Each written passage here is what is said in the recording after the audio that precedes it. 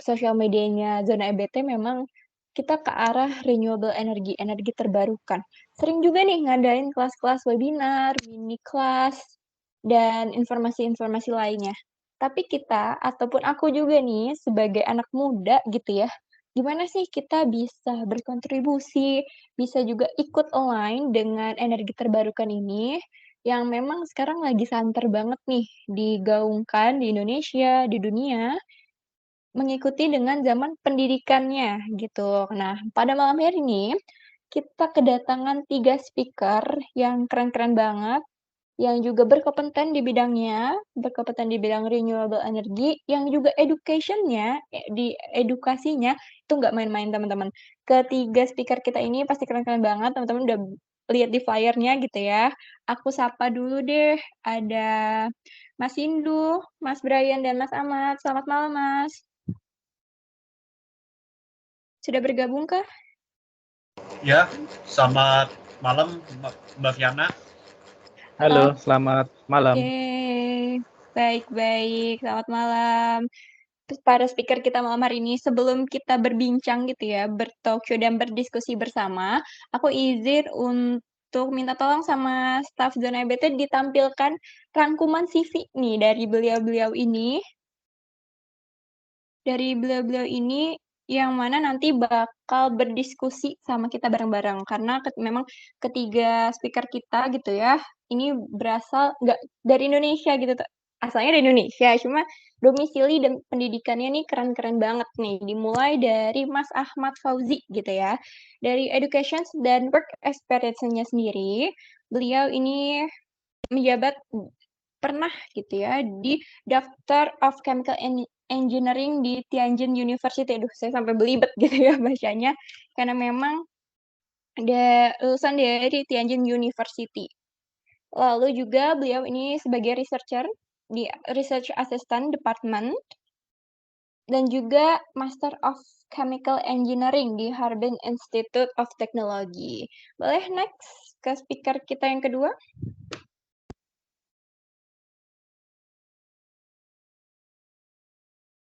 Oke, selanjutnya ada Mas Sindu Daniarta gitu, education dan work experience-nya.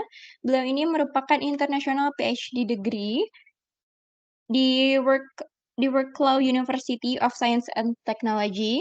Beliau juga merupakan engineering di Budapest University dan juga Instructor of Research Development di SMN 7 Yogyakarta. Dan untuk speaker kita yang terakhir, boleh next? Oke, speaker kita yang terakhir di Mas Brian Tejakusuma. Beliau ini merupakan Master Mechanical Engineering di ISI University. Di University Duisburg Essence. Wah, nanti boleh dikoreksi ya Mas cara baca saya gitu ya. Next, beliau ini working student juga nih di Sims Energy Gas Turbine dan beliau juga merupakan working student di RWE Technology International. Wah, keren-keren banget nih dari sekilas gitu ya rangkuman CV mereka aja udah benar-benar penasaran gitu bagaimana nantinya edukasi ini bisa mempercepat atau meng-empowering kita anak-anak muda gitu. Boleh, karena perkenalan CV terlalu singkat gitu ya. Boleh dong untuk para speaker kita perkenalan diri lagi nih dari mas-mas semua. Boleh dari Mas Brian mungkin ya. Boleh Mas, perkenalin diri dulu nih, biar nggak salah-salah. Terima kasih Mbak Fiana. Tes dulu suaranya, apa suara saya bisa masuk? Aman Mas. Suara saya? Oke, sip. Oke, perkenalkan namaku Brady Aksuma. Aku adalah salah mahasiswa di University Duisburg Essen. Dan sepertinya ada sedikit salah catatan di CV saya. Saya baru mulai master, jadi bukan dari 4 tahun lalu, saya baru mulai master. 2019 tuh saya baru mulai kuliah di Jerman. Dan jadi sekarang lagi menempuh master di bidang teknik mesin. Pendalamannya saya ambil energy and environmental engineering, jadi teknik energi dan lingkungan. Sekarang ini di samping kuliah saya juga anggota dari PPI Dunia di bidang komisi energi, dan juga di samping waktu saya juga kerja sebagai part time sebagai working student di Siemens Energy di bagian gas turbin R&D. Nah, di kerjaan ini jadi kita cari research dan development untuk gas turbine supaya dia bisa berjalan dengan tidak cuma dengan gas natural gas, saya udah kebiasa sih sampai lupa bahasa Indonesianya apa. Jadi diganti dengan menggunakan hidrogen sebagai bahan bakar ya. Nah, kalau di sebelumnya itu saya juga berpengalaman di RWE Technology Internationals, itu saya membantu proyek-proyek dalam mengembangkan alat untuk mendukung proyek elektrolisis, jadi memproduksi hidrogen dari air, memecahnya jadi hidrogen dan oksigen. Well, kurang lebih itu aja sih yang bisa saya ngomong. Oke, dengan mau memperpanjang waktu juga supaya yang lain juga dapat jatah untuk bicara. Oke. Dari rangkumannya udah kebayang ya teman-teman, Mas Brian ini itu lagi mengambil master begitu ya. Berarti ya nggak kalah beda gitu ya, seumuran ya Mas ya. Boleh next ke Mas Ahmad Fauzi. Selamat malam Mas Ahmad. Sudah bergabung? Tadi saya kontak Mas Ahmad, dia katanya lagi di waiting room, belum masuk. Bisa dicek lagi. Oke, boleh. Oke. Boleh minta tolong di staff zona ABT ya. Boleh dicek nih Mas Ahmad sudah bergabung atau belum. Oke, kita next gitu ya. Sambil menunggu Mas Ahmad juga, ada Mas Sindu Daniarta. Selamat malam Mas Sindu. Halo, selamat malam. Oke, boleh Suara saya terdengar? perkenalkan. Oke. Aman Mas. Jadi saya saat ini mengambil PhD di Politechnika Wrocławka di Poland. Ambil jurusannya sebenarnya unik karena ini merupakan multidisiplinary dari bidang environment, mining dan energi. Jadi kebetulan saya juga mengambil namanya istilahnya co-tutel dalam artian dual degree antara Politechnika dan Universitas di Budapest. Jadi di Budapest saya juga ambil PhD juga. Jadi sekarang lagi proses MOU di kedua universitasnya. Nah itu topik saya itu lebih ke bagaimana cara membuat suatu pembangkit listrik itu dari basis thermal. Jadi bagaimana mengkonversi energi panas, baik itu dari geothermal, dari nuklir, dari waste heat, dari solar thermal, atau renewable yang lain, dalam artian thermal, ke energi listrik. Namun dibentuk dalam sekompak mungkin dan semodular mungkin. Jadi kalau tadi Mas Brian bicara terkait gas turbine, itu kan besar banget. Nah ini saya membuat skala mikro mininya. Jadi kita membuat sekompak mungkin bagaimana caranya dia bisa mobile. Nah itu idenya. Kemudian tadi dijelaskan juga saya SMA itu terlalu jauh. Jadi saya dulu juga bantu ngajar-ngajar di SMA, betul. Kemudian apalagi ya, yang baru-baru ini saya dulu ketua Komisi Energi di PPI Dunia 2020-2001. Kemudian saya juga saat ini visiting researcher di London University, sama di Center of Energy Research in Budapest. Paling itu saja yang bisa saya sampaikan, Mas Ahmad mungkin. Oke, baik. Berarti sedang mengambil PhD ya Mas ya? Iya, saya S1, S2, S3 ini ngambil energi semua. Oke, baik. Ini kedua speaker kita dari PPI Dunia juga. Boleh dong Mas Ahmad di-share perkenalan diri dulu nih. Siapa tahu tadi saya salah baca gitu ya di CV-nya. Boleh silakan Mas. Ya, nama saya Ahmad Fauzi. Saya saat ini sedang ambil S3 Teknik Kimia di kampus Tianjin, lebih tepatnya di Universitas Tianjin ya, di Cina. S2 saya di XIT Harbin, Institut Teknologi Harbin lebih tepat namanya.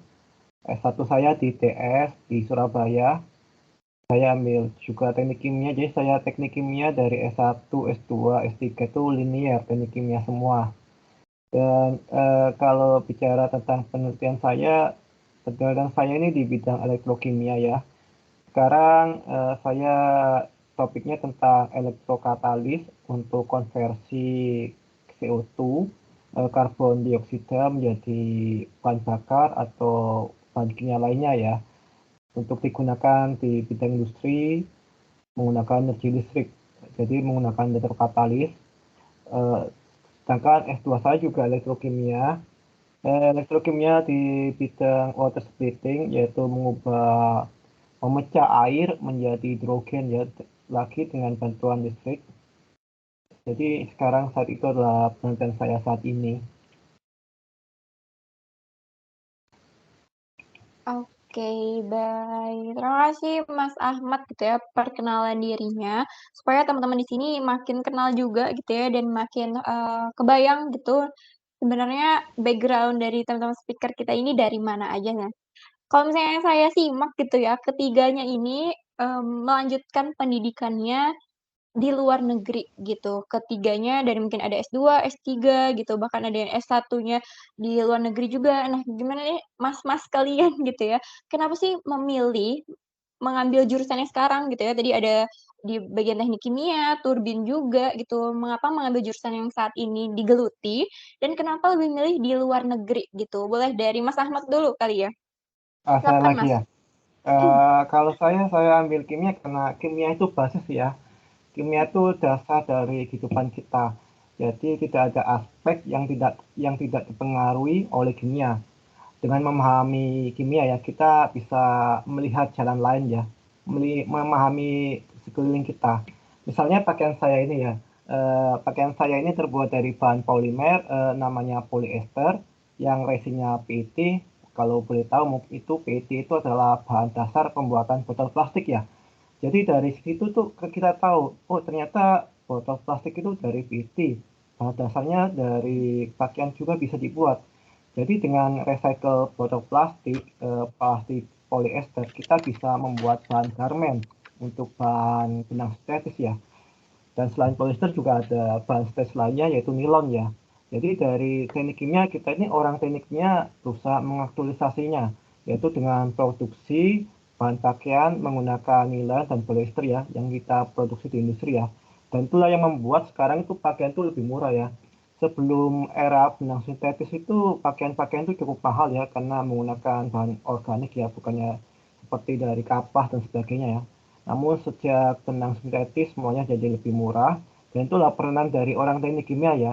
Dan sekarang di bidang energi pun sekarang orang teknik kimia sekarang lagi gencar-gencarnya melakukan penelitian tentang baterai ya, untuk elektroda, mulai dari karbon, dari nikel yang sekarang lagi populer sekali.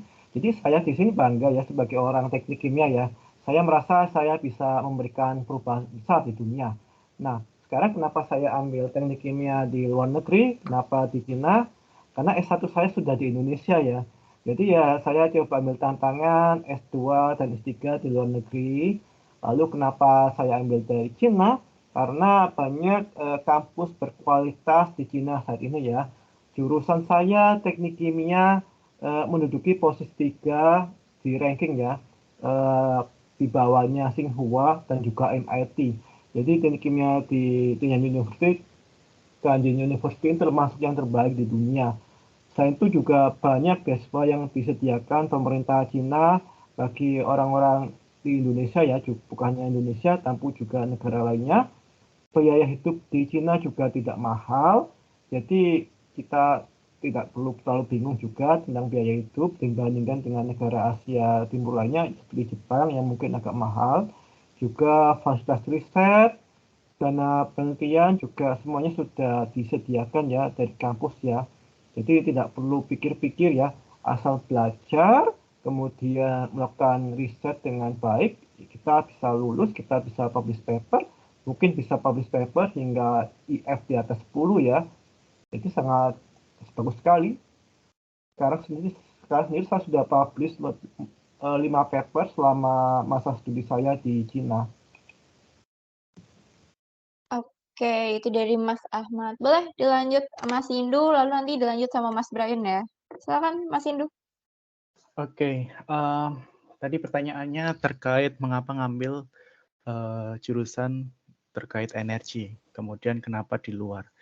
Kenapa di energi? Satu, waktu itu saya SMA itu ambil IPA, kemudian dilihat-lihat ada teknik elektro. Namun waktu itu karena sangat kompetitif dan saya pengen energi, dalam artian kenapa kok energi, waktu itu memang saya suka fisika. Nah, dari situ, dari bekal itu, fisika dan matematika, saya, oke, cari peluang. Yang energi mana saja? Oh, ternyata ada mesin, ada elektrik, ada kimia, kemudian ada yang lain-lain. Kemudian waktu itu karena saya domisilinya di Jogja, di UGM kan ada namanya teknik nuklir dan teknik fisika. Nah, saya bertanya-tanya waktu itu, kenapa kok ada teknik fisika, apa bedanya teknik fisika dan fisika murni. Nah, dari situ saya lihat lagi ke dalam, oh ternyata di teknik fisika itu ada konsentrasinya energi, sistem kontrol, dan yang lain-lain. Nah, mulai dari situ saya tertarik. Kemudian waktu di S1 saya mempelajari terkait energi, tapi lebih ke energinya itu ada apa ya, konsentrasinya lagi, dan saya lebih tertarik ke energi thermal atau heat itu sendiri. Jadi basisnya itu lebih ke termodinamika. Nah, dari situ saya mulai tertarik lebih jauh, dan waktu itu ada peluang untuk lanjut di luar negeri. Tanpa pikir panjang, saya langsung ambil peluang itu. Waktu itu saya apply beasiswa namanya Stipendium Hungarikum. Waktu itu masih tahun kedua atau tahun ketiga. Nah, saya apply di situ. Terus lambat laun kok makin suka di termodinamika. Terus lanjut lagi ke PhD. Kenapa di luar? Nggak hanya terkait, sebenarnya nggak hanya terkait energi, tapi saya juga senang jalan-jalan, makanya saya pilih ke luar negeri. Itu sih salah satunya. Paling itu saja sih yang bisa saya sampaikan kenapa kok bisa masuk atau belajar di energi dan di luar negeri kenapa.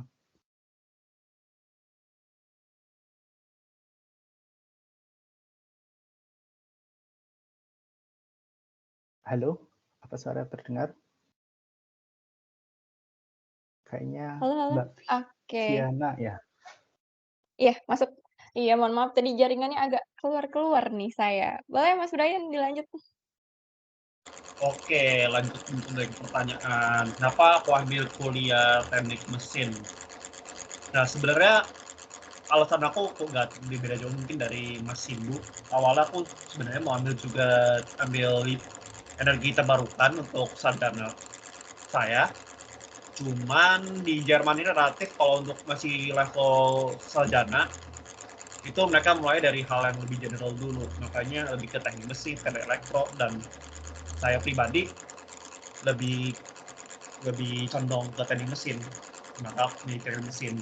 Dan juga kalau kenapa pilih bidang energi, soalnya memang energi itu dibutuhkan di mana-mana di zaman sekarang ini. Kayak listrik, untuk produksi listrik kita butuh energi. Untuk di tenaga industri seperti untuk smelting atau penambangan juga butuh energi untuk menghasilkan energi panas dan sebagainya. Makanya energi itu penting banget. Gimana kita cara mengkonversi satu bentuk energi ke energi lain itu harus dipelajari, karena setiap energi itu juga punya penggunaannya sendiri-sendiri. Makanya aku pilih ambil kuliah di bidang energi. Makanya masterku juga ambil di teknik mesin, tapi pendalamannya di energi dan lingkungan. Nah, kenapa aku pergi luar negeri dan persisnya di Jerman? Soalnya aku emang dari dulu udah tertarik mau kuliahnya ke luar negeri, karena pengen jalan-jalan salah satunya, dan juga lihat dunia luar gimana perkembangannya dibandingkan Indonesia. Dan untuk di Jerman sendiri pun, Jerman itu salah satu negara dengan industri yang terbaik di dunia. Makanya, wah kayak menarik banget nih kalau kuliah di Jerman, bisa dapat ilmunya keren-keren nih. Soalnya kan sejarah mobil, combustion engine semuanya awalnya juga berawal dari Jerman. Dan juga kuliah di Jerman bagi aku juga termasuk murah dibandingkan kuliah di negara Eropa yang lain. Dan juga kuliah sini gratis. Kita sebagai mahasiswa luar pun aku nggak butuh bayar. Tanpa beasiswa pun. Makanya bagi aku ini sangat menarik untuk kuliah di Jerman. Maka aku bisa kuliah di sini, di Jerman.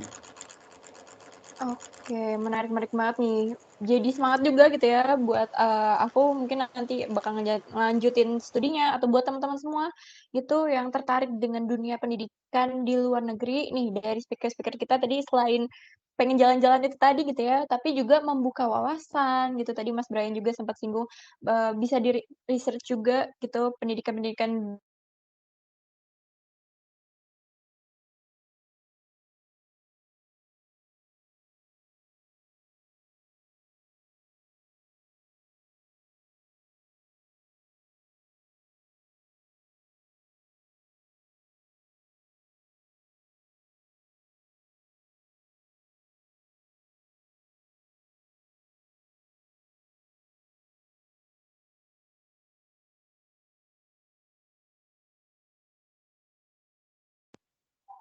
Mohon maaf nih teman-teman, beberapa kali terpental karena jaringan aku di luar juga lagi hujan gitu ya. Oke, mungkin move aja. Saya mungkin ke Mas Sindu dulu kali ya. Untuk Mas Brian dan Mas Ahmad, take your time dulu. Nanti aku bakal ngobrol-ngobrol lagi sama teman-teman kalian berdua gitu ya. Kita move dulu ke Mas Sindu gitu. Jadi dari background Mas Sindu sendiri gitu ya, yang sekarang sudah menjalani PhD gitu. Sebenarnya pendidikan gitu ya, edukasi dari energi terbarukan, generalnya gitu ya, energi terbarukan ini gimana sih bisa membantu untuk memberdayakan, kita-kita nih anak-anak muda? Nah, gimana tuh, Mas? Oke, jadi sebenarnya balik lagi bukan energi terbarukan yang memberdayakan kita, tapi kita sebagai human resource-nya bagaimana kita memberdayakan si energi terbarukan itu. Karena apa? Karena kita sekarang kan hidup di mana di era transisi antara energi fosil, bagaimana caranya nanti kan kita itu menggunakan resource renewable, dalam artian yang bisa diperbarui. Tidak hanya diperbarui, namun juga implikasinya bagaimana cara kita mengurangi efek dari carbon emission itu tadi. Karena Mas Mbak yang sudah rasakan saat ini kan panas kan. Summer tahun lalu di sini sampai 35 derajat, sampai 36 derajat itu panasnya minta ampun. Dan kalau misalnya berbicara di Indonesia, pasti karena ada 2 musim juga ada imbasnya. Bukan hanya panas, namun juga banjir. Banjir itu salah satu implikasinya dari pemanasan global. Makanya dari itu, kita itu harus bagaimana caranya memberdayakan si energi terbarukan itu untuk nantinya itu kita gunakan semaksimal mungkin, seoptimal mungkin. Itu sih. Kemudian berbicara terkait mempelajari, memberdayakan si energi terbarukan, itu merupakan suatu investasi. Kalau Mas Mbak ini kan saya yakin hidup 50 tahun lagi masih ada, 2050, 2060 itu kan masih merasakan kan. Nah, coba pikir atau coba bayangkan Mas Mbak di 50 tahun lagi itu seperti apa kondisinya? Hidupnya seperti apa? Mau seperti ini kah? Atau lebih lebih rileks lagi, lebih dingin lagi. Makanya kita sebisa mungkin memberdayakan itu. Mau dari mana aja. Kalau misalnya di sini peserta ada yang istilahnya dari kalangan mahasiswa, mungkin bisa nyari-nyari ide terkait bisa ikut lomba-lomba. Kalau misalnya Mas Mbak, saya kurang tahu di Indonesia itu sekarang seperti apa. Mungkin masih ada namanya program kreativitas mahasiswa. Nah itu Mas Mbak juga bisa ikuti, kemudian ikut seminar-seminar, ikut training. Nah, bagaimana caranya Mas Mbak itu bisa berkontribusi. Mungkin ada di beberapa kampus itu juga ada namanya program KKN, kuliah kerja nyata. Nah, itu juga bisa dikaitkan bagaimana bagaimana cara mengedukasi, bagaimana cara memberdayakan si energi terbarukan itu, bagaimana cara menerapkan si energi terbarukan itu secara lebih praktis lagi. Karena sepengalaman saya, waktu itu saya kuliah di UGM, itu ada KKN, saya sampai ke Natuna, itu kita ada namanya program pemberdayaan masyarakat KKN. Di situ kami mengenalkan program konversi energi yang mana kita tidak lagi bergantung pada energi fosil, dalam artian minyak. Kita mencoba mengenalkan namanya briquette, yang mana di situ di Natuna banyak sekali resource renewable seperti biomass dari tempurung kelapa. Nah, kita coba kenalkan bagaimana caranya menggunakan si biomass dari tempurung kelapa itu kita gunakan sebagai briquette, sebagai bahan bakar alternatif penduduk lokal untuk memasak atau untuk kebutuhan sehari-hari. Nah, itu sih yang bisa saya ceritakan. Jadi sekali lagi bukan kita yang diberdayakan oleh renewable energy, tapi bagaimana cara kita memberdayakan si renewable energy, karena renewable energy itu sangat banyak sekali potensinya. Itu sih Mbak Viana. Oke, Mas. Kalau misalnya tadi kita sebagai anak muda bisa memanfaatkannya dengan yang ada di kampus aja gitu, yang ada di sekitar kita seperti di KKN dan segala macamnya. KKN, PKN. Betul. Tapi prospek kedepannya ini bagaimana nih, Mas? Setelah kita mungkin lulus S1 kah, setelah kita menyelesaikan pendidikan kita, prospek karir kedepannya ini akan seperti apa sih, Mas, di dunia EBT ini? Kalau prospek dan karir tadi Mas Brian kan sempat singgung kalau karena Mas Brian ambil energi karena prospeknya menjanjikan, ya kan? Nah, lihat lagi di data kalau misalnya Mas Mbak penasaran di sini coba ketik data word in data. Jadi word in data itu Mas Mbak bisa lihat semua data yang ada di dunia itu seperti apa, dari energi, dari apapun, dari sumber apapun itu, dari hydro, geothermal, nuklir, dan yang lain-lain. Kemudian cek juga di Internal Energy Agency, itu tren lainnya seperti apa. Tren dari penggunaan energi terbarukan itu seperti apa. Pasti Mas Mbak akan lihat tren lainnya itu naik. Bagaimana cara kita meningkatkan energi terbarukan. Kenapa? Karena optimisme dari kita pun, dari dunia, dari beberapa agreement di internasional itu, bagaimana caranya kita mewujudkan zero emission di 2050. Nah, otomatis ketika energi terbarukan itu digenjot sampai 2050, apa implikasinya? Lowongan pekerjaan naik.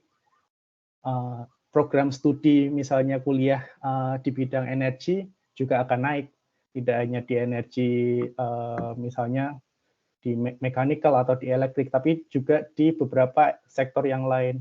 Misalnya Mas Mbak yang di sini ada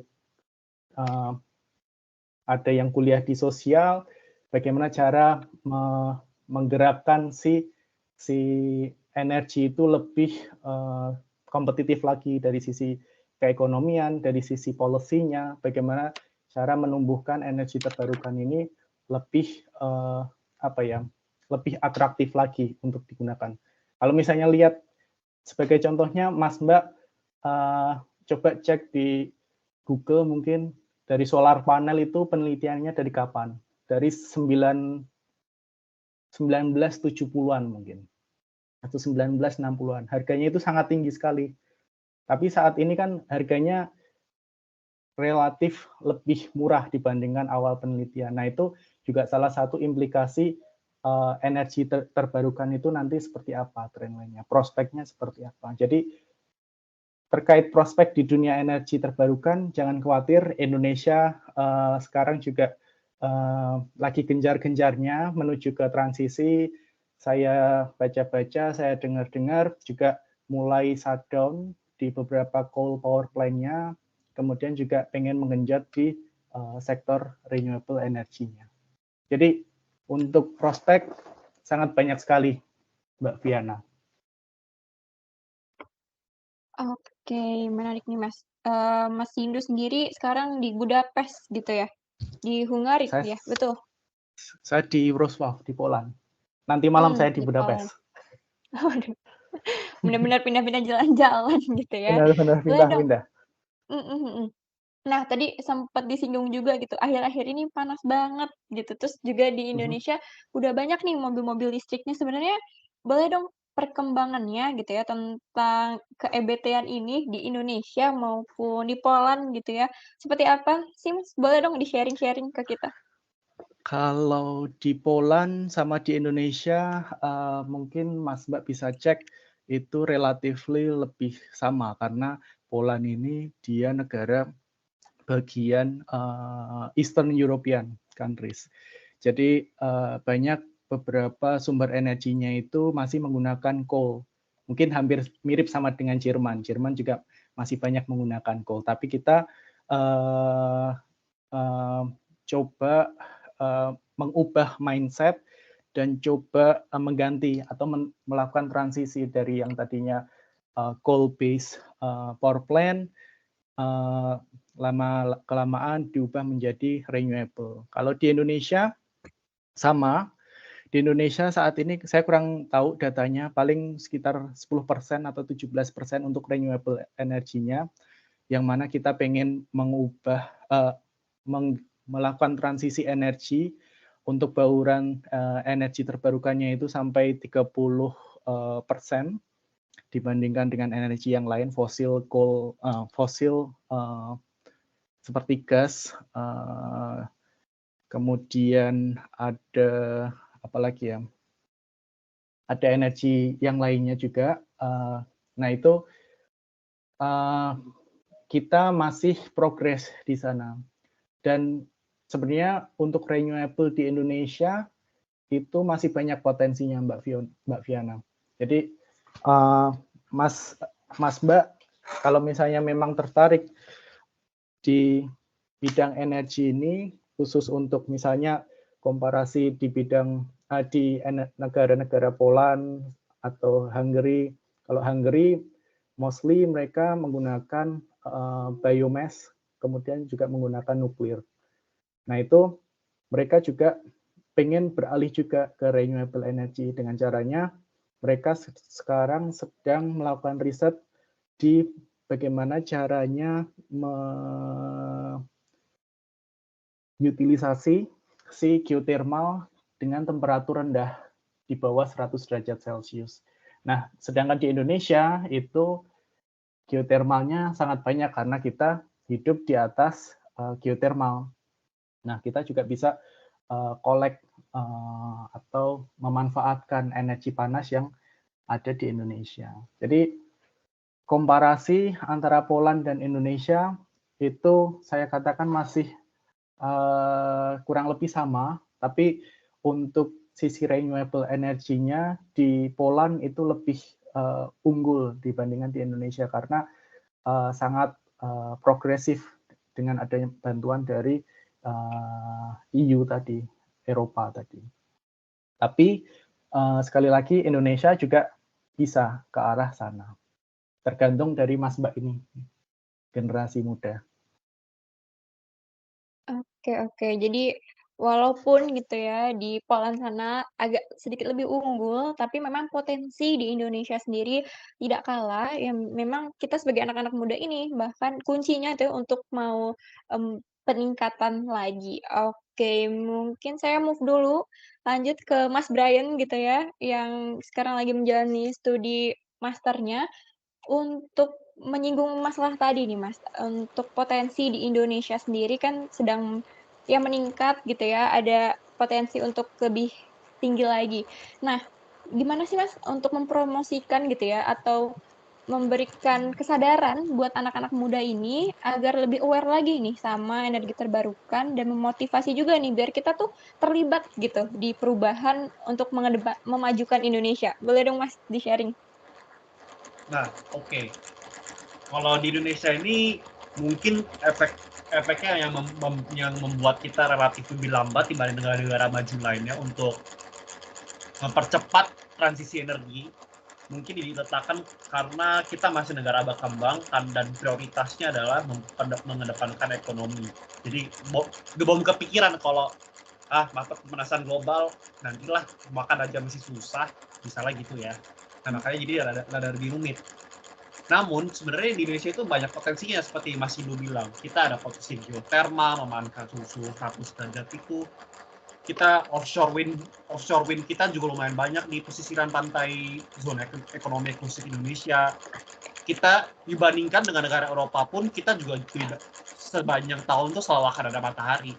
Dimana kalau di Eropa ya kalau udah musim dingin produksi energi listrik dari solar panel bakal relatif rendah. Nah itu bisa dimanfaatkan banget di Indonesia. Nah biar ini bisa dimanfaatkan juga banyak warga-warga Indonesia itu juga harus diingetin kayak apa sih pemahaman dampak lingkungan ini dari pemanasan global ini. Mungkin di Indonesia belum terlalu dialami ya. Tapi kalau di Eropa udah alami seperti tahun lalu itu musim panas yang paling panas dialami di Eropa semenjak 30 tahun sebelumnya. Di Jerman terakhir aja di daerahku itu sampai 35 derajat, bahkan ada beberapa daerah yang sampai 40 derajat. Panasnya minta ampun, dan di sini nggak ada AC, jadi ya ketanggang jadinya. Dan belum lagi di Indonesia kan kemarin juga ada kejadian kalau nggak salah ada gelombang panas yang datang di Indonesia. Itu juga bisa dimanfaatkan momentum itu untuk membuat orang lebih aware kalau dampak lingkungannya beneran ada nih, ini berasa cuacanya udah berbeda banget. Itu bisa banget digencar supaya warga-warganya, masyarakatnya juga lebih tahu terhadap apa sih efeknya pemanasan global terhadap lingkungan dan ekonomi sosial di daerah tersebut. Dan juga seperti yang Mas Hindu juga bilang, renewable energy itu banyak sekali, nggak cuma kita mengandalkan fossil fuel kayak batu bara dan minyak. Kita ada energi bayu, energi hydro, ada energi solar dan biomass dan sebagainya. Ini juga bisa membesarkan lapangan kerja, dan kalau ini di-raise, peluang karir itu sangat amat tinggi. Belum lagi ditambah kalau berapa renewable energy ini kan lebih naik turun ya produksinya yang sangat bergantung sama cuaca. Di situ ada juga kemungkinannya mengaplikasikan penyimpanan energi atau energy storage untuk menyimpan energi eksesif ini ketika lagi misalnya satu harian ini panas terus, satu harian ini matahari bersinar terus dan produksi listriknya kelebihan, bisa disimpan dengan energi storage. Ya, energi storage ini pun juga penting nanti di negara yang sudah punya EBT dengan kapasitas lebih dari 50% atau bahkan udah 100%. Maka ini bisa dimanfaatkan banget. Maka menurut aku ini sangat penting kalau Indonesia bisa mempercepat energi transisinya dan juga melihat efek sosial dan lingkungannya. Oke, tadi berbicara tentang potensinya gitu ya, memang besar sekali di Indonesia juga. Mataharinya full terus, kita juga banyak lautan, angin di mana-mana gitu ya. Sebenarnya gimana sih Mas menurut pandangan Mas Brian sendiri, kita ini anak muda bisa memanfaatkan gitu sumber daya yang ada, sumber daya alam ataupun teknologi gitu ya, memanfaatkan teknologi dan inovasinya agar percepatan peningkatan energi terbarukan di Indonesia ini semakin cepat gitu ya, nggak cuma di negara berkembang aja terus. Nah, kalau untuk itu sebenarnya Indonesia juga udah mengalami suatu jam bukan di sektor energi ya, aku tahu kan di sektor e-finance Indonesia tuh menurut aku berkembangnya kencang banget karena banyak banget startup yang bermunculan di Indonesia. Dan kalau ini juga terjadi di sektor EBT, aku cukup yakin kok ini cepatnya bakal sama seperti apa yang terjadi di sektor e-finance-nya e-commerce Indonesia seperti Gojek berkembang berapa cepat dalam 10 tahun terakhir ini. Ini bisa direplikasi di Indonesia dan juga harus dipercepat juga, diperbanyak juga lapangan kerja dan juga kemungkinan karir di Indonesia. Dan karena kayaknya kurang tahu tapi di Indonesia gimana, cuman yang saya tahu kan Indonesia nggak terlalu banyak yang kuliah ambil bagian energi terbarukan. Nah ini bisa diperbuka peluang ini supaya bisa mempercepat akselerasi perkembangan energi baru dan terbarukan. Dan kalau pemerintah juga memberi regulasi yang mendukung transisi energi melalui subsidi dan lain sebagainya, saya kurang tahu karena saya bukan regulator. Jadi ini bisa dipercepat lagi sehingga nanti jikalau Indonesia 2060 mau jadi carbon neutral bisa cepat tercapaikan, atau bahkan puji Tuhan kalau bisa lebih cepat dari 2060. Oke, tadi ada dukungan juga gitu ya, semoga ada dukungan juga dari pemerintah dan dari mungkin ya teman-teman di sini gitu ya, yang sekarang ikut talk show, ada teredukasi gitu untuk meningkatkan lagi. Nah sebenarnya nih Mas ya, dari kitanya sendiri, dari anak muda Indonesianya sendiri gitu ya, gimana sih peran yang harus kita lakuin gitu ya, untuk mengembangkan energi terbarukan di masa depan gitu? Haruskah kita belajar di akademiknya energi terbarukan kah? Atau gimana sih Mas? Belajar akademik tuh menurut aku tuh satu hal yang seperti Mas Indu dan Mas Ahmad yang lagi PhD sekarang, itu salah satu jalur ya.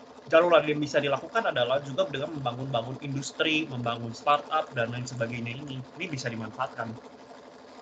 Nah, kalau jadi yang mungkin orang yang mungkin belajar teknik akademik ini kayak bukan jalur saya, kan bisa ditempuh melalui jalur bisnis. Dan sebenarnya yang kalau aku lihat di Jerman pun yang mendrive cepat energi transisi adalah industrinya. Kalau industrinya maju dan akhirnya disupport sama pemerintah, bakal jalan cepat.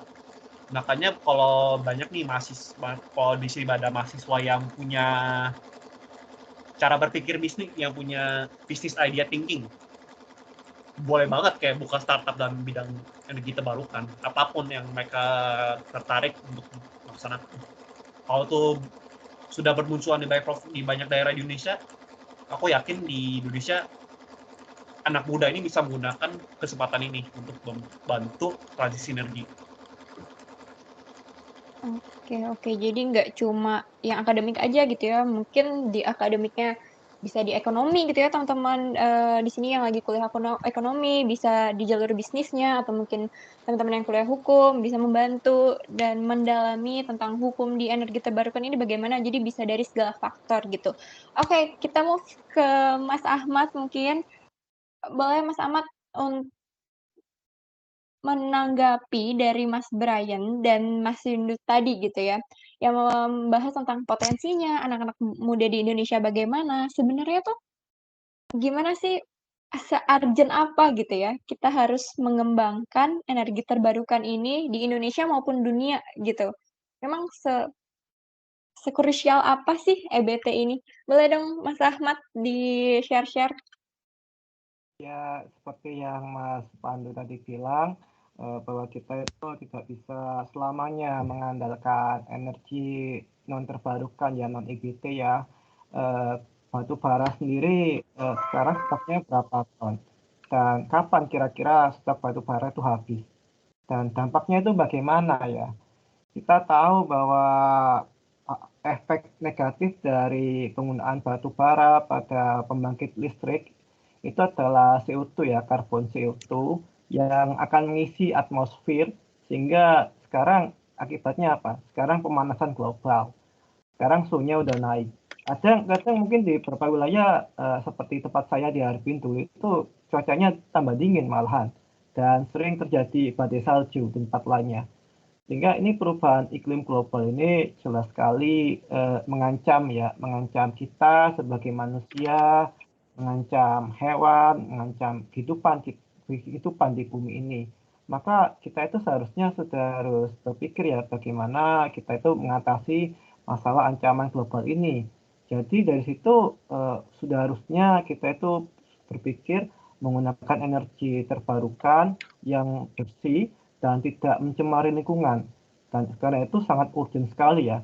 Dan sekarang pun pemerintah di dunia, Indonesia, Amerika, Cina, dan negara lainnya sadar itu. Makanya sekarang lagi digembor-gemborkan pemakaian kendaraan listrik ya. Sehingga dari kendaraan listrik ini sudah bersih dari CO2. Nanti mungkin sekarang masih menggunakan batu bahan bakar ya dari batu bara ya. Jadi sekarang masih dari sistem penangkapan CO2 ya dari industri ya. Mungkin sekarang masih belum 100% zero carbon, namun sekarang sudah lumayan ya. Dan sekarang juga di banyak negara sudah digembor-gemborkan pemakaian panel surya untuk pembangkit listrik. Seperti di Cina sendiri, di Cina proyek pembangkit panel surya sangat kencang. Di tempat saya Tianjin juga pembangkit tenaga angin juga sangat kencang. Dan Cina ini menyumbangkan persentase besar pada penggunaan EBT ya di dunia ya. Saat ini EBT itu antara 10-20% ya, menurut data IEA dan BP ya. Dan sekarang masih 80-90% dan masih kita menggunakan non-renewable energy, terutama batu bara 30%. Harapannya nanti mungkin di masa depan 2050 kita sudah bisa mengurangi ya. Target Indonesia sendiri di tahun 2045 ya, 2045 kemudian nanti 2265. Jadi harapannya kita sudah ke IBT. Dan di kendaraan listrik sendiri, selain kendaraan listrik, kita juga di Indonesia kita sudah ada bioetanol ya. Indonesia sudah menaikkan dari persentase 10% biodiesel, maksud saya biodiesel, sekarang sudah ke 30% hingga 50% untuk biodiesel sekarang, yaitu menggunakan bahan dari biodieselnya dari sekarang masih menggunakan kelapa sawit ya. Itu dari saya. Oke, tadi menyinggung gitu ya tentang peran dari pemerintah sendiri. Kita memang sebagai anak muda gitu ya, mau jalan sendiri kemana-mana ya terbatas juga gitu karena peningkatan energi terbarukan ini juga, konsepnya se-Indonesia, sedunia gitu. Nah, di pemerintah nih, Mas Ahmad kuncinya, gimana sih yang bisa dilakuin anak muda gitu ya untuk mendorong pemerintah sendiri dan juga industri dari energi terbarukan ini untuk lebih memperhatikan atau lebih mengembangkan dari dunia renewable energy gitu? Kalau kita bicara anak muda, saya bicara pengalaman. Ini teman saya di Maroko. Dia itu di sana ada bisnis pemasangan panel surya ya, untuk hingga dari daerah pelosok. Pelosok itu dirintis oleh dia anak muda, lulusan kuliah. Dia lulus, dia mikir bagaimana kita itu memanfaatkan kondisi lingkungannya di Maroko. Maroko kan panas daerah sana. Jadi mereka itu punya ide buat bisnis. Bisnisnya panel surya memberikan energi listrik daerah terpencil. Dan mungkin ini bisa dicontoh di Indonesia ya. Mungkin dari Indonesia pemerintah bisa memberikan subsidi pada bisnis pemasangan panel surya ya. Karena di Indonesia sendiri untuk panel surya walaupun sekarang grafiknya naik, namun saya masih lihat itu masih belum merata ya, terutama untuk daerah-daerah terpencil ya. Jadi saya harapannya juga ada sektor bisnis seperti yang tadi Mas Brian jelaskan, bahwa finance itu juga berpengaruh ya, startup pemasangan energi listrik, kemudian juga mungkin dari sektor penggunaan LPG ya, kita masih pakai LPG, mungkin kita bisa pakai biogas untuk memasak. Kita juga bisa itu terapkan tuh, mungkin ada yang punya ide finance up dari anak-anak muda, gimana mereka itu mempelopori penggunaan biogas untuk masak ya. Kalau sekarang kita tuh biogas itu masih dalam individual ya, belum sektor bisnis masih belum besar. Jadi startup, anak muda buka bisnis, kemudian mungkin bisa ajukan proposal. Kalau sekarang kan ada program pendanaan dari pemerintah, bisa kerjasama. Kemudian anak muda juga ajukan proposal mungkin ke perusahaan-perusahaan. Di Indonesia juga banyak sekali yang menjual panel surya dan sebagainya, bisa kerjasama antara pemerintah, industri, dan juga anak muda. Jadi tiga ini kalau bisa saling bersinergi, maka mungkin EBT di Indonesia mungkin bisa grafiknya bisa naik terus ya. Jadi semacam itu, jadi kerjasama dan koordinasi. Oke oke. Untuk saya sendiri gitu ya, yang kuliah di Indonesia, sekarang masih S1 juga, memang banyak nih teman-teman di, kuliah gitu ya, banyak banget ada PKM, ada Wirausaha Merdeka juga, bisa juga kita curahkan ide-ide kita di, lomba-lomba bisnis, Canvas, model model bisnis gitu, banyak banget nih yang bisa dibagiin sama teman-teman untuk mencurahkan idenya. Nah, gimana nih, Mas, kalau misalnya kita sebagai anak muda belum aware gitu, belum peduli dan masih bodo amat deh gitu sama energi terbarukan gitu ya. Gimana nih cara melibatkan mereka-mereka ini yang masih tutup telinga gitu, Mas? Ada tipsnya Nah, ini mungkin? susahnya kalau belum Mhm, sadar. Ya, harus disuarakan emang. Itu mhm, kita itu sekarang kan sosial media itu ya selain ngomong, kemarin kan itu kita ngomong konser Coldplay ya. Coldplay mhm, atau apa itu? Itu di banyak suarakan di sosial media sampai saya sendiri sampai dengar itu. Andai saja EBT itu disuarakan semacam itu ya tiap hari ya. Tiap jam mhm. malah saya di sosial media status tuh Coldplay konser. Tapi kalau energi terbarukan saya jarang lihat itu. Jadi ya emang harus disuarakan tiap hari emang kayak emang biar masyarakat tuh aware emang. Mungkin juga dari televisi itu kalau ada iklannya itu ada iklan EBT energi terbarukan. Mari kita bangun pembangkit listrik tenaga surya sehingga masyarakat itu ada dukungan itu. Ayo kita bangun tenaga surya itu di Nusa Tenggara kan darinya panas. Ayo, ayo itu dari iklan dari sosial media itu orang jadi tahu itu EBT itu penting. Kalau nggak aware ya kayak gini. Jadi memang harus disuarakan terus-menerus emang. Ini yang menyuarakan siapa? Ya kita-kita ini, kita yang sadar tentang perannya EBT. Jadi kita yang sudah tahu EBT itu penting untuk bisa mengatasi perubahan iklim, untuk anak cucu kita. Jadi kita yang harus suarakan. Mau nggak mau kita yang sadar harus kita suarakan memang. Suarakan di mana? Di sosial media atau ngomong atau diskusi dengan orang-orang dan teman-teman kita.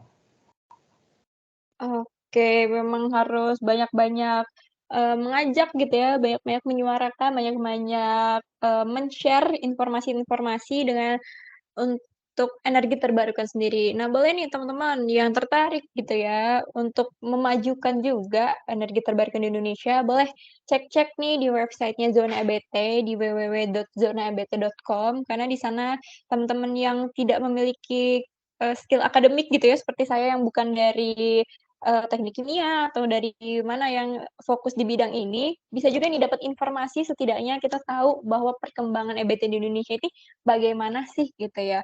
Oke, untuk Mas Ahmad, Mas Brian, dan Mas Hindu, kita move dulu gitu ya ke pertanyaan yang teman-teman sudah tanyakan. Kita pakai Slido nih, Mas. Jadi, banyaknya biasanya anonim kalau di Slido gitu.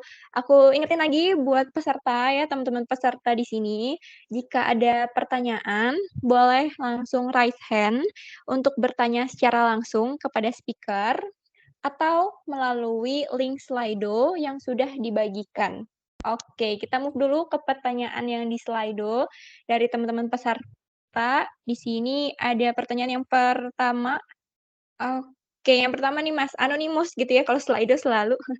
Penelitian di luar negeri didukung oleh kampus atau negara atau gimana? Nah, ini research gitu ya, mungkin tadi, mas-mas kalian paper-nya udah pada banyak. Nah, sebenarnya penelitian di luar negeri, itu tuh didukung sama kampusnya atau sama negaranya atau gimana sih konsepnya? Boleh dong dari Mas Brian dulu kali ya? Oke, ngomongin penelitian ya. Eee, Penelitian di Jerman ini dalam hal penelitian general ya, nggak harus dalam bidang energi aja.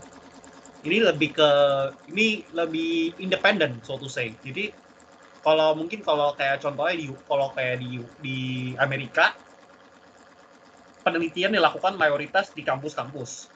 Nah, kalau di Jerman dia ada banyak, jadi bisa dari kampus, bisa industrinya sendiri, bahkan juga melakukan penelitian sendiri. Makanya banyak juga industri yang nyari pekerja-pekerja dengan gelar PhD karena juga mereka melakukan riset-risetnya sendiri. Ada juga yang melakukan risetnya itu melalui institut riset swasta yang bukan bergabung di pemerintah. Nah, kalau di kampusnya sendiri pun banyak dukungan dukungan mayoritas uang untuk riset itu dari negara. Jadi ada alokasinya sendiri dari negara untuk supaya kampus ini bisa melakukan riset bidang ini. Dan bahkan pun di Jerman pun universitas itu dibayar sama pemerintah. Karena di sini seperti aku bilang, sini nggak ada tuition fee sama sekali. Jadi semua benar-benar rely dari pajak dan pemerintah. Nah, uangnya bisa dari mana nih? Kalau di Jerman, biasa dari donasi-donasi dan salah satunya juga di Jerman ini banyak sistem pajak yang relatif rumit kalau pajakannya. Jadi kita kalau punya listrik kayak misal harganya umpama 1 euro per kWh itu mungkin harga listriknya sendiri cuma 50 sen. Tapi kayak sisa itu kayak 10 sen buat pajak PPH, terus 10 sen lagi buat pajak khusus untuk pengembangan energi berkelanjutan dan sebagainya. Makanya Jerman banyak sekali riset bisa mempercepat riset dimanapun. Dananya mereka juga dapatnya dari manapun. Makanya boleh bilang di diversify lah, boleh bilang diversifikasi risetnya. Oke, itu dari Jerman gitu ya. Kalau dari Mas Ahmad sendiri di China gimana nih Mas? Untuk research paper di Cina sendiri gimana?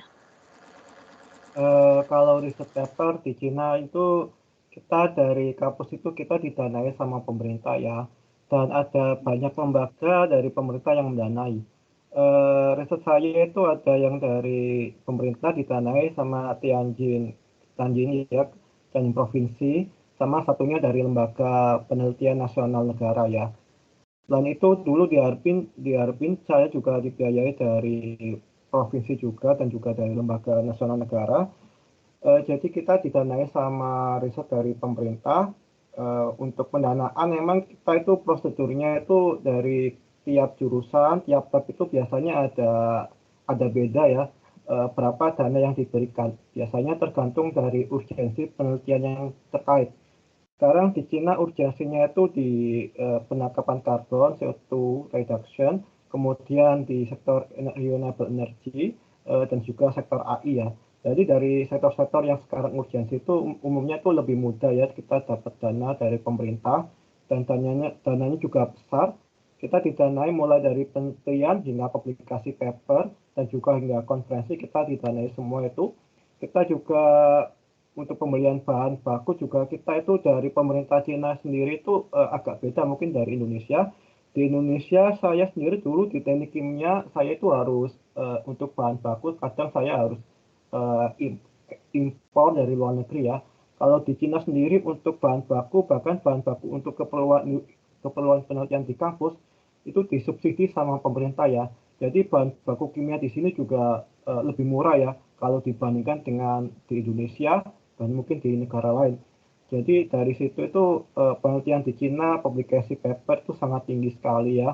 Bisa dilihat di ranking berapa besar publikasi paper dari Cina sendiri. Oke, menarik gitu ya. Memang mostly dari pemerintahnya gitu yang memberi dana. Boleh dong Mas Indu share untuk penelitian di Poland sendiri gitu, apalagi Mas Indu sudah di PhD degree, gimana nih research di Poland? Kalau di Poland saya bicara terkait Poland dan Hungary ya, karena kedua negara ini kan bagian dari Eropa. Banyak peluangnya di sini Mbak Fiana. Jadi di negara ada, di skala universitas ada, di skala fakultas ada, di skala departemen ada, belum lagi di bilateral dua belah negara, kemudian multilateral countries. Kalau di Central European ada Jerman, Poland, Ceko, Slovakia, Hungary itu satu konsorsium. Kemudian ada negara Eropa bagian lain, namanya Visegrad, itu saya juga lagi mau ambil. Kemudian juga ada dari konsorsium sendiri, dari Uni Eropanya. Jadi selama itu di Eropa, jadi peluangnya itu sangat besar. Saya waktu ini pernah ambil dari departemen pernah, fakultas pernah, dan itu cukup menjanjikan karena memang skalanya lebih ke lokal kan. Nah, kalau misalnya berbicara terkait regional, kemudian nasional, bahkan bilateral, nah itu tinggal dikaitkan lagi interestnya seperti apa. Apakah kita pengen propose riset untuk mendukung disertasi, atau kita mencari mana yang open fundingnya. Jadi kalau misalnya ada open funding gitu, kemudian ada beberapa konsorsium, kita nebeng di situ, katakanlah nebeng. Jadi kita istilahnya ikut nimbrung, ikut join di situ. Nah, waktu itu saya juga pernah ikut nimbrung, ikut join konsorsium di situ. Ada namanya konsorsium di District Heating System, itu waktu itu ada di Delft, TU Delft di Belanda. Nah, itu saya sempat melakukan research dan training juga di Delft. Kemudian ada juga di London, karena UK sekarang lepas dari Eropa, nah itu ranahnya lebih ke nasional atau internasional. Nah, itu juga bisa. Selama di Eropa, peluang terbuka bebas. Oke, menyambung tentang penelitian gitu ya, Mas Hindu. Sebenarnya untuk penelitian di luar negeri gitu, apa aja sih yang diperlukan? Diperlukan dalam artian? Untuk pengajuan ke kampusnya, atau misalnya kita punya ide, langsung ngajuin ke kampus, langsung di ACC atau gimana gitu? Oh, oke. Jadi kalau untuk pengajuan proposal seperti itu, kita tidak hanya buat ide, tapi kita harus menulisnya. Bagaimana membuat si proposal itu seatraktif mungkin. Kalau misalnya Mbak Fiana, kemudian Mbak yang lain itu pernah istilahnya ikut lomba-lomba atau ikut proposal PKM, nah itu hampir sama seperti itu. Jadi ada kriterianya. Misalnya berapa halaman, background-nya seperti apa, dibuat semenarik apa, kemudian serelate apa dengan nanti misalnya 5 tahun ke depan, 10 tahun ke depan, implikasinya seperti apa, dan tujuan dan dampak besarnya itu apa, metodologi, itu hampir sama, semua seperti itu untuk proposalnya. Tinggal nanti biasanya ada istilahnya luaran tambahan, ekspektasi luarannya itu apa saja, bukan hanya ke apa ya, menjawab tujuan tapi seberapa besar sih dampaknya nanti kita rasakan, secara praktisnya itu seperti apa. Karena untuk di Poland itu kita ada namanya program dibagi menjadi 2. Misalnya yang pertama itu lebih ke ranah science atau social science. Yang satunya lagi lebih ke arah praktikal. Mungkin ini sama seperti yang ada di Jerman. Di Jerman kan juga ada universitas, kemudian ada universitas yang basisnya lebih ke praktikal. Itu sama juga. Oke, baik. Itu ya teman-teman tentang penelitian atau research yang ada di luar negeri. Mungkin nggak jauh beda gitu ya sama kita di Indonesia yang juga nggak semena-mena harus ngajuin ide terus langsung jadi penelitian gitu. Dan juga mostly didanain oleh pemerintah dan juga biasanya kampus-kampus juga mendukung gitu. Oke, kita next ke pertanyaan dari slide selanjutnya. Ini saya pilih yang tidak anonimus dulu ya. Di sini ada Mas Tony yang bertanya, apakah mungkin untuk mewujudkan renewable energy, apakah energi terbarukan tersebut bisa aman dan efisien? Nah, gimana tuh? Boleh Mas Ahmad langsung. Kalau ini maksudnya renewable energy yang aman dan efisien itu ada banyak ya. Kalau sekarang saya ambil contoh misal panel surya ya.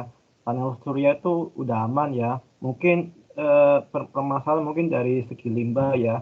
Di mana panel surya itu umurnya itu penggunanya 30 hingga 35 tahun ya. Jadi untuk limbahnya juga sebenarnya masih bisa diolah. Namun mungkin yang sering dipermasalahkan mungkin oleh aktivis lingkungan mungkin adalah bahan baku dari pembangunan panel surya ya, yang mungkin dari pertambangan dan mungkin tuh yang sering kali diprotes ya, karena pertambangan kan sekarang banyak yang merusak lingkungan ya. Kalau dari efisiensi panel surya seperti yang Mas Pandu jelaskan itu sekarang bukan hanya harganya, efisiensinya sendiri juga naik ya. dari segi penelitian juga naik, itu tiap tahun tuh selalu naik. Sekarang mungkin sudah ada efisiensi yang udah 50%, meskipun sekarang masih di lab ya. Kalau di pasar mungkin antara 20 hingga 25% yang untuk di pasaran ya. Jadi efisiensinya sudah agak tinggi. Jika kita bicara EBT, contoh lain mungkin yang pembangkit listrik tenaga angin itu mungkin sudah aman ya. Mungkin jika untuk yang pembangkit turbin angin itu yang sering dipermasalahkan itu adalah suara bising ya. Bahkan di Cina sendiri itu suara bising turbin angin masih sering diprotes ya, sehingga turbin angin masih dipasang di daerah yang jauh dari pemukiman penduduk atau dibangun di pantai-pantai ya, biasanya seperti UK. Kalau untuk yang lainnya mungkin selain EBT, mungkin dari pembangkit listrik tenaga air, hidrotower, mungkin dari dam, itu mungkin yang sering diprotes untuk dam itu adalah efek lingkungannya ya. Karena kita untuk pembangkit listrik tenaga air menggunakan dam itu, kita bangun dam, kita tembok itu kumpulkan air, itu seringkali diprotes ada daerah lain yang kehilangan konsumsi airnya. Seperti di Cina sendiri. Di Cina itu banyak dibangun dam, di Sungai Mekong ya, ada beberapa aliran sungai yang ke Asia Tenggara itu justru kering ya, akibat dari pembangunan dam untuk pembangkit listrik tenaga air. Dan itu yang sering diprotes ya. Kalau efisiensinya mungkin sangat tinggi ya sekarang ya pembangkit listrik tenaga air. Selain itu sekarang, tapi sekarang ada penurunan penggunaan hidropower karena sekarang itu level air juga turun ya akibat dari pemanasan global dan kekeringan. Jadi untuk efisiensi dan juga untuk permasalahan lainnya mungkin tergantung dari seginya sebenarnya. Selalu ada sisi positif dan negatifnya memang. Oke, karena banyak nih pertanyaan yang masuk dari teman-teman semua di Slido. Mungkin kalau misalnya saya tanyakan satu pertanyaan ke 3 speaker saya satu-satu gitu agak memakan waktu ya. Mungkin kita next ke pertanyaan berikutnya, mungkin Mas Hindu bisa bantu jawab nih, Mas. Ini menarik banget nih, sudah mendapatkan 3 likes di Slido tapi masih anonimus, sayang sekali. Oke, next ya. Bagaimana nih pendapat narasumber tentang Presiden Joe Biden yang meresmikan proyek Willow pengeboran minyak di Alaska? Apakah mempengaruhi renewable energy? Boleh dong Mas Hindu di-share pendapatnya. Oke, karena saya istilahnya tidak expert di bidang itu, tapi secara geopolitik mungkin saya bisa berbicara. Jadi di Arktik itu memang ada pengeboran minyak, tidak hanya di US, tapi di negara-negara Arktik yang mempunyai istilahnya apa ya, border di situ, di Rusia, Norwegia, kemudian Denmark juga. Nah itu menarik karena ngapa? Karena di situ lagi-lagi mungkin saya kurang tahu detailnya seperti apa, imbas dari yang ada saat ini, kondisi saat ini antara Rusia, kemudian pipa gasnya itu di stop di Uni Eropa dan yang lain-lain. Nah itu mungkin salah satu dampak dari apa ya, persaingan global dari negara-negara Barat. Saya kurang begitu paham, tapi secara mungkin terlihatnya seperti itu. Jadi ada kompetisi di situ. Untuk energi terbarukannya, ya untuk energi terbarukan ya lihat lagi apakah yang bisa dimanfaatkan di situ. Misalnya kita juga bisa memanfaatkan energi energi angin untuk pemanfaatan atau untuk istilahnya integrasi bagaimana pengeboran itu menjadi lebih efisien atau yang lain-lain. Tapi secara global saya tidak bisa berkata, tapi memang betul bakal ada disruptif di situ karena itu berkaitan dengan market juga, karena marketnya juga masih ada di situ. Di Eropa juga masih butuh gas untuk supply heating nanti, winter nanti di tahun depan. Karena berbicara terkait energi terbarukan itu tidak bisa idealis, dalam artian besok harus energi terbarukan, tidak. Berbicara terkait project, ada rentangnya 5 tahun. Itu ada fase desain, ada fase bagaimana mengkonsepsi project itu, kemudian bagaimana mengkonstruksi, instalasi, belum lagi nanti operasi. Sekali lagi untuk Joe Biden saya kurang tahu. Oke, menarik nih pertanyaannya. Saya jadi penasaran gitu ya, pendapat dari Mas Brian dan Mas Ahmad sendiri bagaimana nih menanggapi hal tersebut? Boleh dong Mas Brian di-share pendapatnya?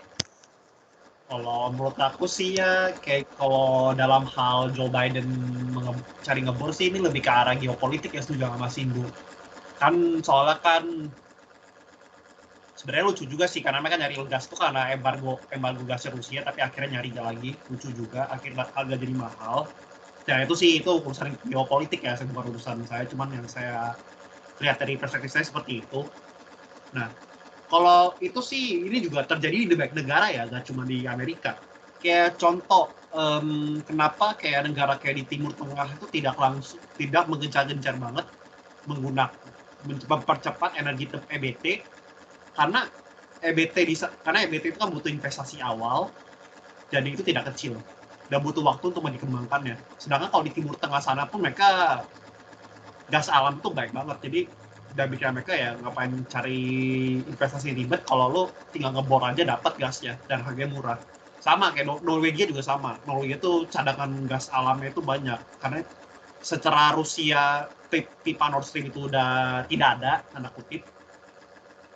Jerman sekarang menyuplai gasnya itu dari Norwegia. Norwegia itu salah satu negara juga di Eropa yang cadangan gas alamnya itu baik sekali.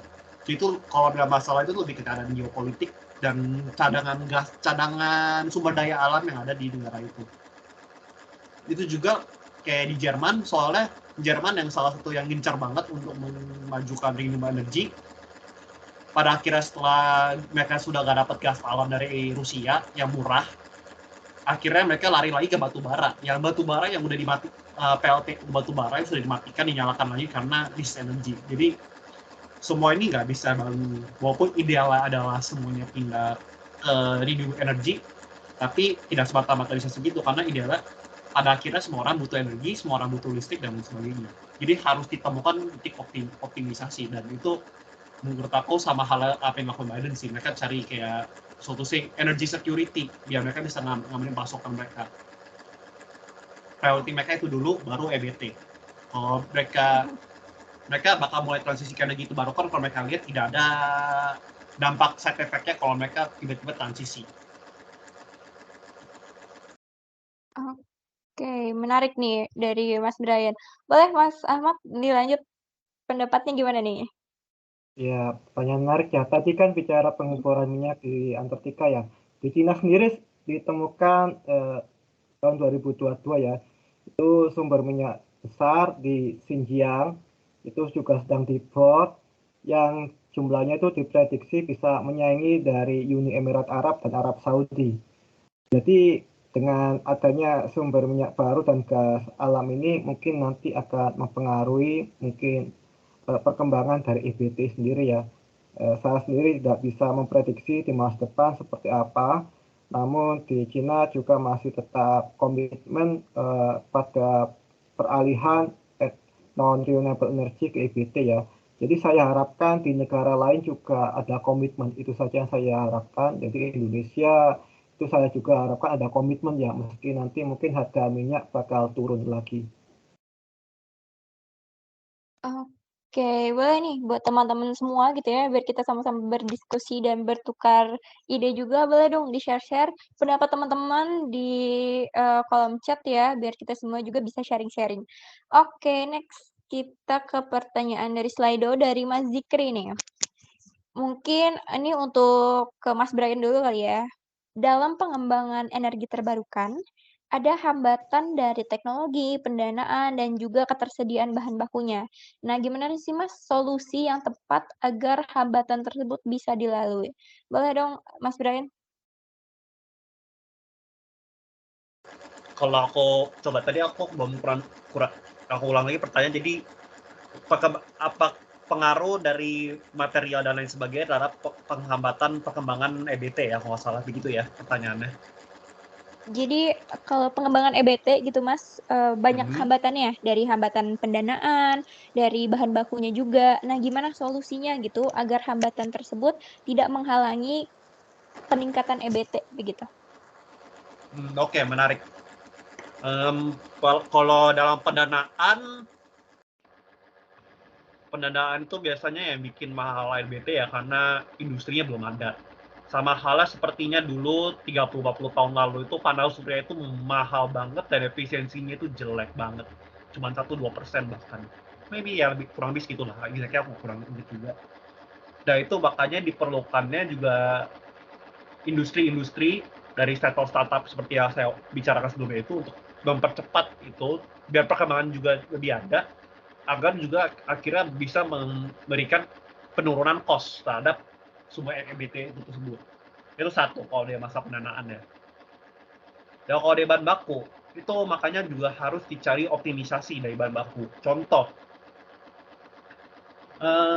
ini lebih ke mungkin temanya Mas Ahmad sama Fauzi juga, masalah baterai lithium ion. Baterai lithium ion nggak cuma dari bahannya nggak cuma banyak jenisnya, ada yang dari nikel, ada yang dari kobalt, ada juga yang kalau nggak salah LFP pakai besi dan fosfat dan lain sebagainya. Itu kan itu juga salah satu upaya supaya meng-tackle ke ketersediaan bahan baku tersebut. Seperti kayak kobalt cuma dapat dari Kongo, yang pertambangannya itu tidak ada regulasi sama sekali, jadi banyak itu kacau sekali terhadap efek kemanusiaan ya. Kalau untuk nikel ya seperti berapa kejadian di beberapa negara yang memang nikel yang berlebihan akhirnya malah mempercemari lingkungan. Makanya harus dicari juga optimisasinya. Kalau untuk cari bahan baku baru, seperti kalau nggak salah aku baru dengar nih baru-baru Cina baru merilis sodium ion battery, jadi pakai garam bukan pakai lithium lagi, pakai Na natrium untuk bahan elektrolitnya baterai elektrokimia. Dan dari segi itu natrium itu jauh lebih banyak dibandingkan lithium, jadi miningnya dari pertambangannya pun lebih mudah dan supply-nya juga lebih banyak, jadi tidak ada persaingan geopolitik untuk satu bahan baku itu tersebut. Nah, itu tetapi mereka juga ada mengalami kekurangan juga karena densitas energinya lebih kecil. Jadi untuk menyimpan energi yang sama mereka butuh kapasitas lebih besar. Makanya itu juga harus cari optimisasi. Maka itu dia sih. Oke, bisa mencari alternatif lain gitu ya, yang tadi sudah Mas Brian, sempat sebutkan juga gitu. Wah, udah menunjukkan waktu 8:30 malam aja nih di sini. Saya reminder kembali gitu ya, untuk teman-teman semua yang ingin bertanya boleh di Slido, di link Slido, tapi, karena sudah 8:30 lewat gitu, saya akan, memberikan pertanyaan terakhir dari teman-teman di Slido. Jadi ini mungkin bisa dijawab oleh ketiga speaker kita malam hari ini ya. Untuk pertanyaan lainnya yang belum terjawab, mohon maaf gitu karena keterbatasan waktu. Jadi mungkin bisa next kita diskusi dan ngobrol-ngobrol lagi ya. Oke, untuk pertanyaan terakhir di Slido nih anonimus nih Mas untuk kali ini. Sebenarnya apa saja jenis energi terbarukan yang paling efektif untuk mengurangi jejak karbon dan mengurangi kontribusi terhadap pemanasan global? Boleh dong Mas Sindu dulu? Berbicara terkait solusi atas suatu permasalahan, tentu tidak bisa satu solusi saja, Mbak Viana. Jadi kita tidak bisa berbicara, solar panel paling efektif, wind turbine paling efektif, geothermal paling efektif, atau bahkan nuklir power plant paling efektif. Kita tidak bisa berbicara seperti itu karena kita butuh namanya bauran energi. Kalau misalnya satu terkena destruktif dalam artian gangguan atau disturbance, kita masih punya backup planning di situ. Tapi sekali lagi kita bisa kategorikan, Mas Mbak di sini pasti paham betul mana yang renewable. Solar wind punya keterbatasan, dia fluktuatif dalam artian dia juga intermittent, bergantung pada cuaca. Kalau misalnya ada angin, kita baru bisa generate power, ya kan? Kalau misalnya ada matahari, kita baru bisa generate power. Lantas, bagaimana di malam hari? Maka tumbuhlah lagi ada fokus research atau fokus topik yang lain untuk backup si kondisi itu. Ada namanya storage. Storage juga bermacam-macam. Kalau misalnya tadi Mas Ahmad research-nya terkait baterai, terkait sisi kimia, itu kan lebih ke baterai secara kimia. Baterai ternyata tidak hanya secara kimia, lagi sekarang di Eropa itu juga digembur-gemburkan ada namanya baterai dari panas, yang mana skalanya itu juga lumayan besar. Jadi itu juga kita bisa gunakan.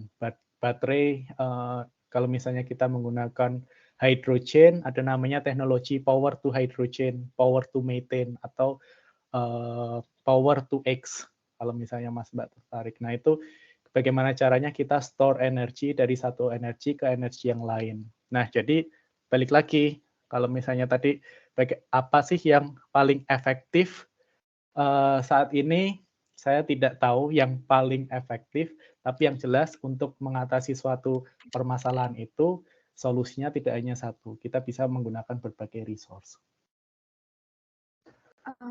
Oke, baik. Boleh Mas Ahmad dilanjut. Ya, seperti Mas Indro tadi bilang itu memang dikombinasikan memang ya. Karena kayak itu tadi panel surya malam nggak kerja, nganggur dari panel surya malam hari. Itu yang angin juga, tubir angin juga, kalau tidak angin juga tidak bisa. Kalau pakai hydropower itu air juga tidak semua wilayah itu punya sumber air yang melimpah juga. Kalau sementara untuk mungkin yang pakai gelombang laut juga itu masih ada risiko dengan korosi juga. Jadi memang dikombinasikan satu sama lain, kemudian kita gunakan storage seperti itu dari storage panas. Misal dari itu pasir, itu juga ada storage dari pasir, atau mungkin kita gunakan metode gravitasi untuk menyimpan energi yang dihasilkan. Di Amerika ada proyek itu mereka menggunakan sistem gravitasi dari pembangkit listrik tenaga surya.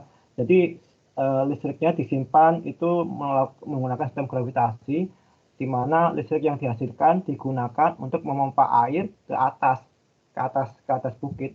Ketika nanti pada malam hari dibutuhkan, itu nanti airnya nanti diturunkan lagi, memutar turbin. Jadi turbinnya lagi menghasilkan listrik yang kemudian digunakan pada malam hari.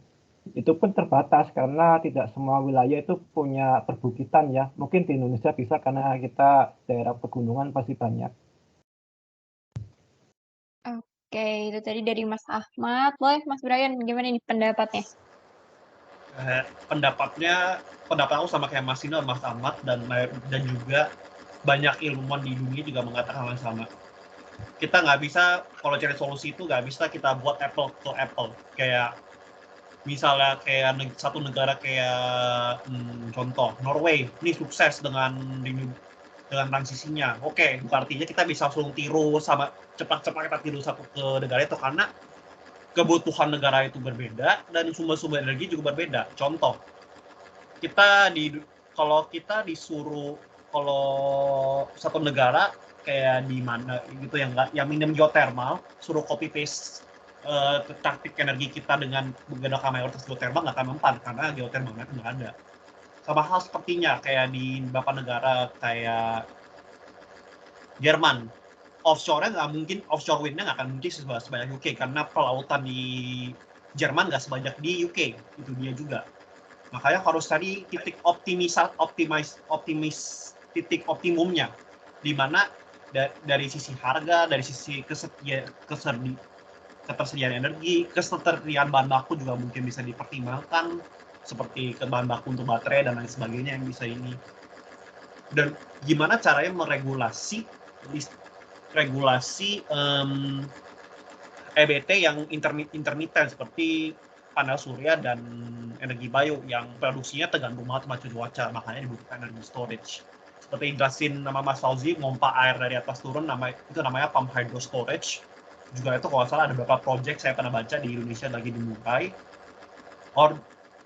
Menyimpan energi dengan sistem panas seperti yang Mas Indu bilang, namanya Carnot battery. Itu salah satu tema yang menarik juga lagi di riset di Jerman, dan juga kebetulan tema skripsi saya pas sarjana.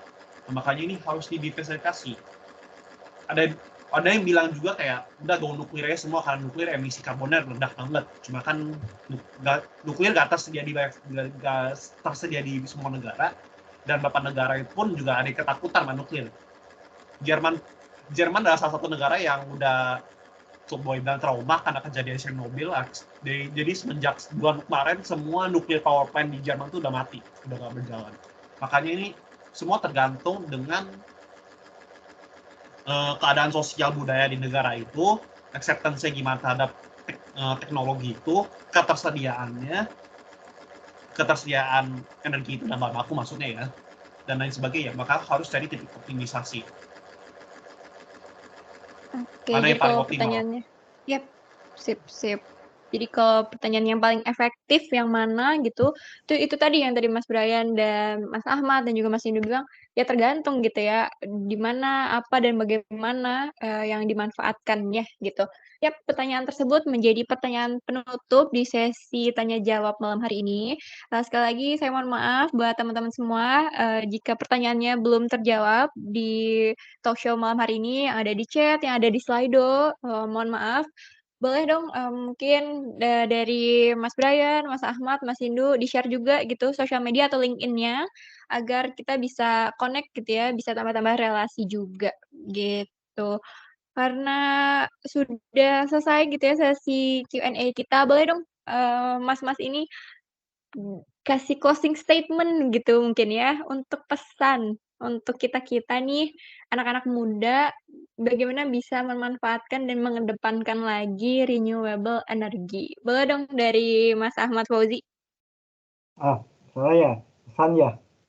Ya, wahai anak muda, jangan biarkan anak cucumu menderita nanti karena kelalaian di masa kini. Jagalah lingkungan dan cintailah alam. Jadi, ayo kita bangun dunia dengan energi bersih dan terbarukan. Oke, mantap banget nih ya. Kita harus bangun energi terbarukan di anak-anak muda. Sip banget. Boleh Mas Brian lanjut di closing statement untuk pesan buat anak-anak muda. Yang paling penting kalau menurut aku untuk sebagai penutup nih, sebagai anak muda jangan pernah harus selalu aus dengan ilmu, mau itu di bidang apapun, mau di bidang energi, mau di bidang AI, whatever. Jadi kalau kalian selalu haus untuk belajar, pasti nanti akan ketemu solusinya, dan pada akhirnya semuanya akan berkembang dan always be sustainable. Oke, nice banget nih dari Mas Brian. Boleh Mas Indu untuk closing statement-nya. Kalau saya, apa ya? Kalau bukan kita, siapa lagi yang mau membangun energi terbarukan ke depannya? Itu sih paling. Jadi dari kita untuk kita lagi. Oke, kalau nggak kita siapa lagi gitu ya. Kita memang apalagi di Indonesia nanti 2045 generasi emas Indonesia ya kita ini gitu ya, pemuda-pemuda Indonesia ini yang saat ini lagi merintis gitu. Ayo gitu kembangkan dan juga galakan yang tadi seperti Mas Ahmad bilang, suarakan terus gitu ya energi terbarukan di Indonesia. Oke, sudah hampir 1 jam lebih gitu ya kita berbincang-bincang, berdiskusi bersama 3 speaker kita yang keren-keren banget ini sama teman-teman semua. Nggak kerasa ya hampir di penghujung acara. Sebelum kita mengakhiri gitu ya teman-teman, boleh dong on cam dulu semuanya, kita sesi foto bersama biar ada kenang-kenangan, dokumentasi juga sama speaker-speaker kita yang pada jauh-jauhan gitu ya, di belahan-belahan dunia yang ujung-ujung gitu sama kita di Indonesia. Boleh, aku tunggu sampai jam 8.46 gitu ya, untuk teman-teman semua siap-siap gitu, mau on cam, rapi-rapi dulu, karena kita ada sesi dokumentasi sebelum kita mengakhiri, gitu. Sambil menunggu teman-teman semua on cam, biar kita bisa foto bareng-bareng, aku ingetin lagi ya, kalau misalnya Zona EBT pada malam hari ini mengajak teman-teman untuk membagikan cerita di sosial media teman-teman semua melalui Instagram. Jangan lupa juga untuk tag di @zonaebt. Nanti akan ada 3 peserta yang ceritanya paling menarik, paling kreatif, yang akan kita hubungi untuk menjadi pemenang di malam hari. Karena sudah jam 8.46, aku minta tolong sama staf Zona EBT ya buat foto bersama kali ini. Oke ya, aku hitung aja gitu ya. Oke, 1, 2, 3. Oke, semuanya dong, boleh boleh boleh. Nah, jempolnya. Ayo, lagi. 1, 2, 3. Oke, sip. Thank you so much buat teman-teman semua, especially buat speaker kita pada malam hari ini. Baik, terima kasih untuk Mas Hindu, Mas Brian, dan juga Mas Ahmad Fauzi atas waktunya. Mungkin jika mas-mas kalian memiliki kesibukan lain, diperkenankan untuk meninggalkan Microsoft Teams terlebih dahulu. Kalau misalnya mau sampai akhir, boleh banget. Boleh untuk mas-mas kalian, jika ada kesibukan lain, boleh meninggalkan Microsoft Teams lebih dulu. Sekali lagi saya ucapkan terima kasih atas nama Zona EBT dan teman-teman semua, sudah membagikan informasi dan ide, juga udah berdiskusi bersama kita di talk show pada malam hari ini. Untuk teman-teman semua, peserta-peserta lainnya, jangan dulu meninggalkan Microsoft Teams ya, karena setelah ini ada presensi dan link feedback yang harus teman-teman isi untuk syarat e-sertifikat gitu. Jadi jangan lupa sebelum meninggalkan Microsoft Teams, teman-teman sudah mengisi presensi dan juga link feedback. Kepada seluruh peserta, dipersilahkan untuk mengisi dulu ya sebelum meninggalkan Microsoft Teams. Tapi jangan lupa juga nih untuk mengecek website kita, karena di sana kita punya banyak pelatihan, webinar-webinar juga, talk show juga, dari panel surya, biogas, energi terbarukan, mobil listrik, bahkan teman-teman bisa beli mobil listrik di websitenya Zona EBT gitu. Jangan lupa follow sosial media kita di Instagram, di Facebook, di YouTube, dan juga websitenya, karena di sana ada topik-topik tentang energi terbarukan, jadi nggak cuma yang spesialis akademik di sana aja nih, aku juga yang bukan dari tentang energi terbarukan, juga bisa banget dapat informasi-informasi up to date di websitenya Zona EBT. Untuk itu aku informasikan terkait sertifikat nih teman-teman, yang biasanya teman-teman tanyakan ya. Untuk sertifikat, nanti akan dikirimkan kurang lebih 3 kali 24 jam, 3 hari dari sekarang. Untuk itu EBT Heroes mohon ditunggu aja ya, nanti akan dikirimkan secara bertahap. Oke, karena sudah hampir jam 9 juga, saya ucapkan sekali lagi terima kasih sebesar-besarnya untuk speaker kita malam hari ini, dan juga untuk teman-teman semua yang udah stay sampai akhir acara. Saya ucapkan terima kasih dan mohon maaf bila ada kesalahan. Terima kasih kepada seluruh teman-teman, dan jika sudah mengisi presensi, boleh meninggalkan Microsoft Teams. Saya Fiana Dwi pamit undur diri dengan segenap staf dari Zona EBT. Terima kasih, sampai berjumpa di kegiatan kami selanjutnya. Bye-bye, selamat malam teman-teman semua. Terima kasih Mbak Viana dan Mas-Mbak Terima yang lain. kasih. Terima kasih. Wih, cantik sekali.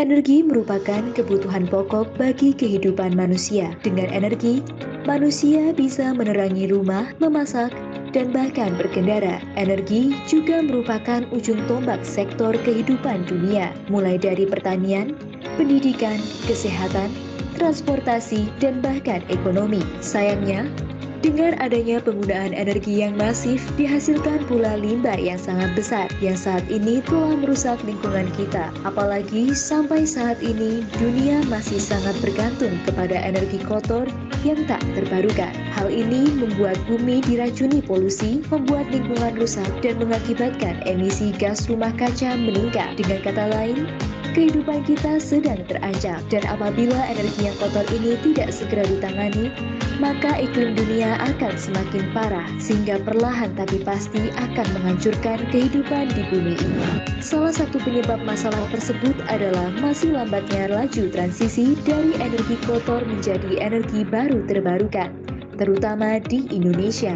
Namun ironisnya, masyarakat sendiri masih kurang terpapar akan informasi dan edukasi mengenai energi baru terbarukan, padahal mereka merupakan penggerak bagi transisi energi kotor menjadi terbarukan. Maka dari itu, di era kemajuan informasi ini diperlukan platform yang mampu mensinergikan antara sumber informasi dan edukasi mengenai energi baru terbarukan. Menjawab tantangan zaman, ZonaEBT.com hadir berdiri sejak April tahun 2021 sebagai platform media informasi dan edukasi terkhusus energi baru terbarukan.